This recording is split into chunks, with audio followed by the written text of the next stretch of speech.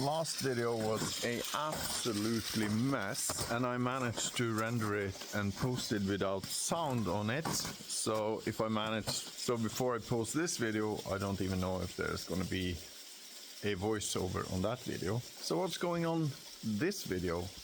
I'm trying to get some stuff done with the van. Now the plan is actually to remove this section. I don't know what you call this, but it's kind of more a industrial furniture. If I will use pieces of it later, I don't know. These drawers are super good quality, the same as these drawers. I don't know if it's better for me to sell it as a whole item because I have this and another one, or if I could use parts of this with a new interior layout. The overall plan is to remove as much as possible here, get it somewhat decently packed, and arrange it so when we finally get a garage, me and my friend can install 2 of the Maxfans, get started with some of the isolation, and hopefully mount some extruded aluminium beams over here so we can get, because now I sleep in the driver's cabin, this inflatable mattress. It's decent enough, but it's a little bit fiddly with both me and the boys up in the driver's cabin on this mattress, but small steps, and even though the plans are changing, that's fine. So that actually went smoother than anticipated, and here you can see the other section. Again, if I can only get like 3,000 or 4,000 for this, the hassle of selling it will not be worth it. So for example, maybe this super good drawer actually fits nicely under the dog cage. Why don't keep it and put it under the dog cage? We'll see. But with both these mounted side by side in the car, there is only like an aisle of maybe 70 centimeters. So I won't take you through the rest of the work this night. I'll just do a shootout when I'm kind of done and rearranged inside here, and I can tell you my thoughts from there. So I'm trying to make ready as much as possible before the big installation weekend, where my friend have time off and we have access to a heated garage with the tools we need. Part of that is I bought this fan from his girlfriend that has been on her camper van that is disbanded because of rust. So we're trying to use whatever possible from that van. Initially, it didn't work. We just connected it to a battery here. And one of the issues was black is actually positive and white is ground. I asked ChatGPT and it said it can be switched around on some of these Maxfans. So who knows? Anyway, it works. I don't dare to test it anymore because some documentation says you can get too high peak voltage from connecting directly to a battery. Fortunately, this battery only had like 12.6 volts, so it wasn't like the full 13.4 that I think you can have on some lead acid batteries. I guess this is a AGM. I'm not very good at batteries, but anyhow. Now the plan is to just take it to pieces as much as possible and just clean it thoroughly. That's the advantage of having a job where you are standby. Well, that's pretty satisfying. I've cleaned off these parts And it's so good to have a heated area to do this so it can dry off until tomorrow. And since I'm pulling the night shift the whole weekend, I will save this part for tomorrow, because this I can't submerge in the sink. So it's gonna take a little bit more time to clean it thoroughly. And there's a lot of corners and crevices here and there. But we're gonna give this a thorough clean tomorrow, because I don't want to take apart all the electronics and the mechanics. So yeah, small steps, and just do something every day and it moves ahead. So I'll just turn off the water so we don't have that noise in the background. I kind of reached a breaking point. It is if I should take away all the electronics from this piece, and there you can see the PCB board or whatever it's called, or if I should just get Q-tips and thoroughly clean it that way. This piece came off. I don't know what it's called, but it's the rear inlet or whatever. I have been wondering why there isn't a more fine filter on this one, so you don't get so much dirt inside. And there's the rest of the fan. So whatever happens, I will get this done today, and the fan will be ready for installation. I just need to figure out how to get this thoroughly cleaned.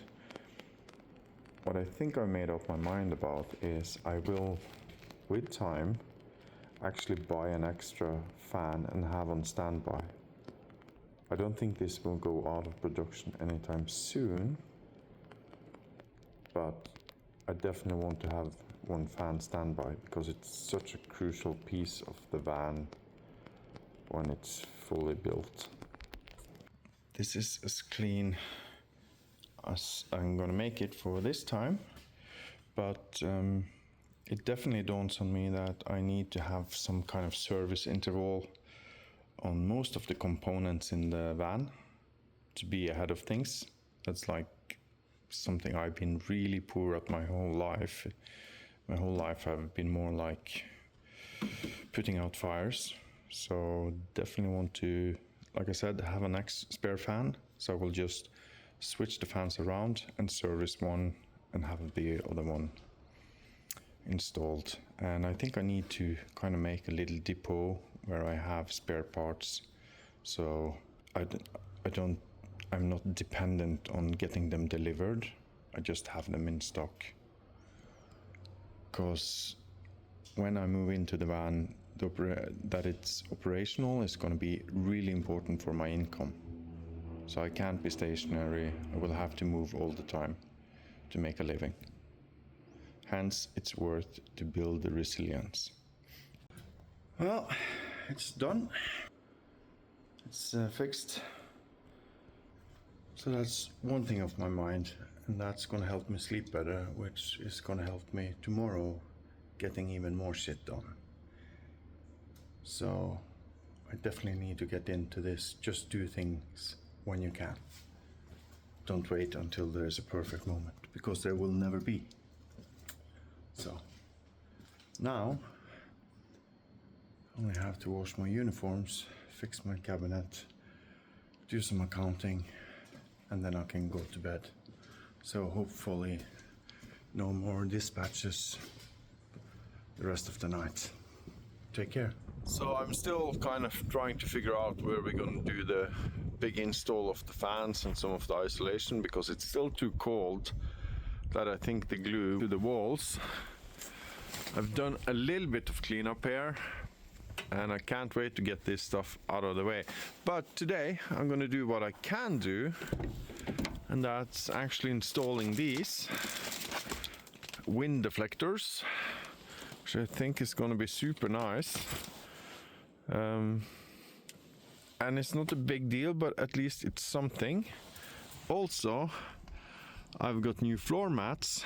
I should wash all this before I put in brand new doormats, but I don't have the opportunity to do that today.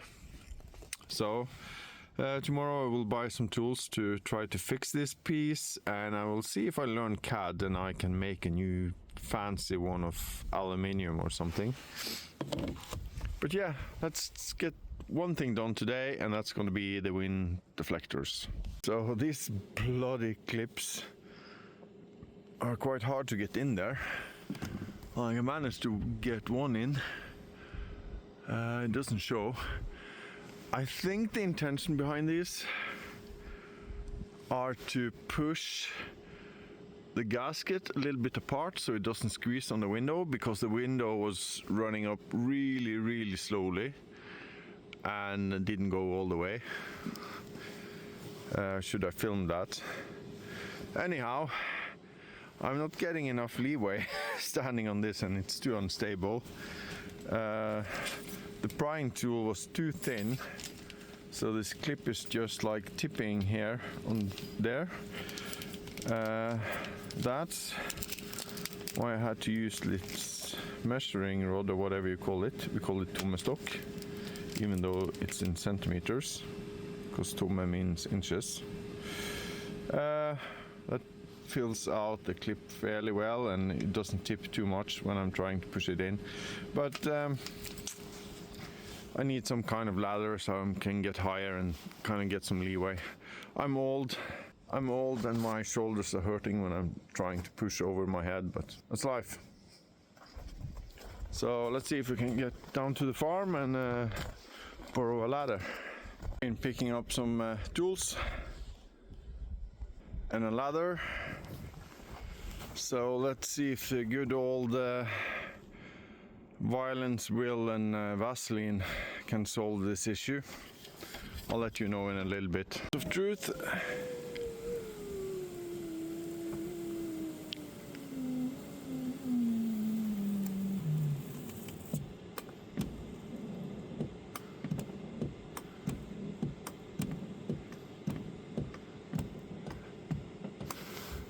It doesn't look good at all. Huh.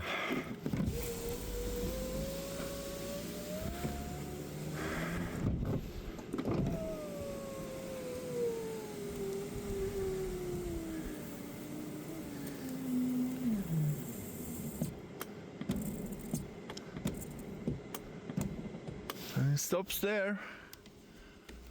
So honestly, I don't know what to do. I'll have to see what I can figure out. So I did get the window shut. As you can see here, I think you can see it.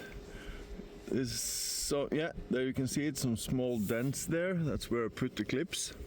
This should be approximately 10 centimeters from the edge. I will actually just leave it like that, and I'm gonna have crazy heat on the car when I'm driving and kind of hope the whole thing is settling. If not, I just need to send an email to the company and ask them what to do. Now I'm gonna take the other side, and that's half a project out of the way. It's not done before it works properly, but small steps. So it's just a shame I don't have a camera set up and I can show you everything. On the other side, I experienced that this part of the gasket actually followed in there and it got a little bit of a fold. So I was more careful this time and used this plastic prior, which is a great tool. I've used it way more than I thought. It's a super good tool and it doesn't like scratch the paint. So what you do is you fill it in there first here, and then you kind of bend it like this, so you reduce the length and you kind of just force it over there. On the other hand, it sits really well, so there's ups and downs of a good fit. And actually the car looks a little bit pimped, and that pleases me. Moment of truth on the passenger side.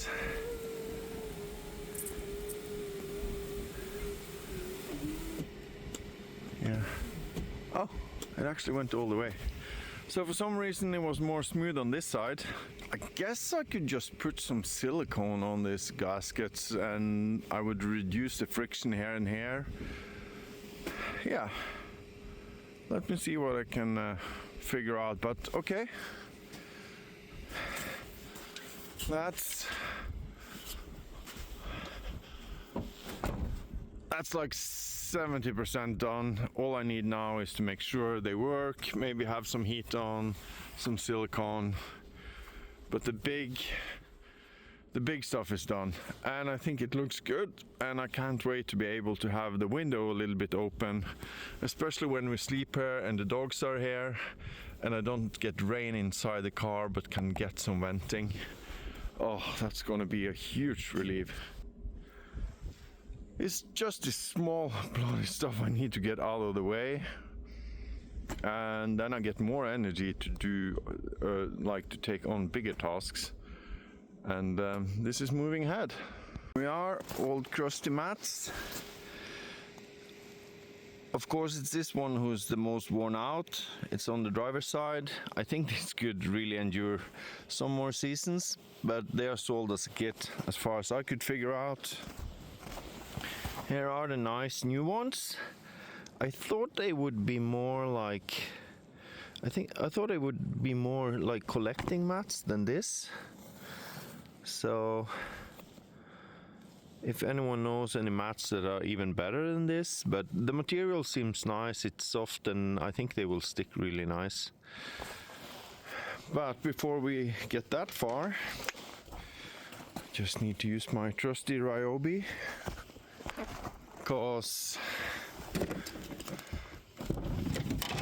oh shit, as you can see, it doesn't look nice. I won't be able to wash this, even though I should. And as I mentioned earlier, I have a plan to set aside a whole weekend or a week just to like take the driver's cabin apart and fix rust issues and paint up and everything. So that's why I'm putting all the pieces together now, because I don't want to ruin anything before we get that far. And it's not really nice to drive around with everything looking like a project, even though I know I will have to take all this out later. But yeah, I just need to do what I can get done to make it as nice as possible. I don't have access to a big enough garage at this time, and I don't have time to set aside weeks for this project. I just need to do a little at a time. There's a positive change of plans for once. I will actually go to Fauske tomorrow to put my car in a heated garage so it can dry up.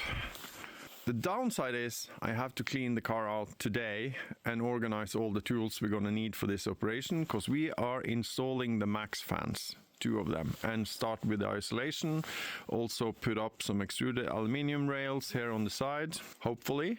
But I have to stress a little bit by getting all the shit out, which is what I'm trying to avoid. But it's gonna be so awesome to get started finally on some of the big projects on the car. Okay, so where was I? The dogs are calm again. This is what happens when you have like 6 dogs roaming around. I need to empty the car on a little bit shorter notice than I expected, so it will be a bit stressful. One of the things I have to do is like take this apart, because this has been in a transporter, so there's 2 of these drawers on each side, and that's not how we're going to utilize them. One of them is actually going in the farmer's Geländewagen under his dog cage. And as usual, this became a little bit more of an ordeal than expected, because there was an aluminium trimming over here that hid these screws, and that was glued. But now it's loose, so let's just hope these bolts come off, and then I will take one of these drawers with me to Fauske, and we can maybe not mount it on the floor or whatever, but we can use it to kind of stipulate the layout of the van. A lot of the stuff I'm going to use is already in the van. Here is the 3mm extruded 20 times 80 millimeters aluminium profiles. I'm going to attach all along the side. I got some trimming up there in the front for the hatches or the fans, so super stoked about this. I'll just need to work through the day and get it as organized as possible. Tomorrow I hope to pick up another set of drawers from Milwaukee, because I already love this. I know it's not 3D printed with Gridfinity or whatever, but it's a huge improvement for the organization of my tools. Yeah, things are moving ahead. I just have some grit and you will get there in the end.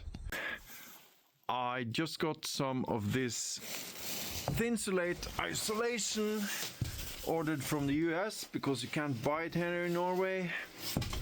In that box there is these frames to go into the contours of the van. They are specifically made for going there and back here. As you've seen before, we got 3 different dimensions or thickness of Armacell. And yeah, I'm just stoked. The thing is that it's so cold, so I can't open the side doors. It would not be possible to work outside, and it would take too much electricity to heat up the van anyway. So let me show you indoors what we have in stock. And there you can see the explanation why I can't operate the handles. I broke this at work. Anyhow, it's super messy in here. That's one of the reasons is because we have been preparing. I hope these panels, oh, they are finally dry enough. They've been hanging there for over a week. Here, we can finally empty out this room. Here I have my Skorva, IKEA Skorva rails or something. One Maxfan, one used Maxfan. This I hope I can sell. But yeah, finally we are doing the big push on the van. I'm gonna go to that garage tomorrow. So there's a farmer I wanted to rent a garage from and actually pay him, because I know farmers are not making much money compared to their effort. But he refused to, because my friend helped him out earlier and there's like some honor involved, so I will definitely step up for him if he ever needs it. But I will head there tomorrow evening and actually sleep in my car, just so the van can be inside and all the metal is heated up, so we can actually get the glue to stick and know that everything is nice and dandy and leak free. I'm not as organized as I hoped. Here are some glue, butyl tape, specially ordered A4 screws with torque heads, because I want to have everything in torque. I hope to get some more rib nuts tomorrow, because I want also A4 rib nuts, and it's going to be interesting because we're going to put up the fan with rib nuts, not doing the usual thing by making a wooden frame and just put self-tapping screw through that. But I know this has been a super messy video. We are preparing all the video equipment, so we're going to be 2 people filming. It's going to be more dynamic and it's going to be more focused on how we are installing the fan and more technical stuff than all this chaos I had so far in this project. So I'm so excited to finally be able to get some real progress, not this like tiny steps. So if you follow this long, thanks a lot. If you dare to, please give us a like, and I can promise the next video is going to be a lot better. So thanks a lot for the support and take care.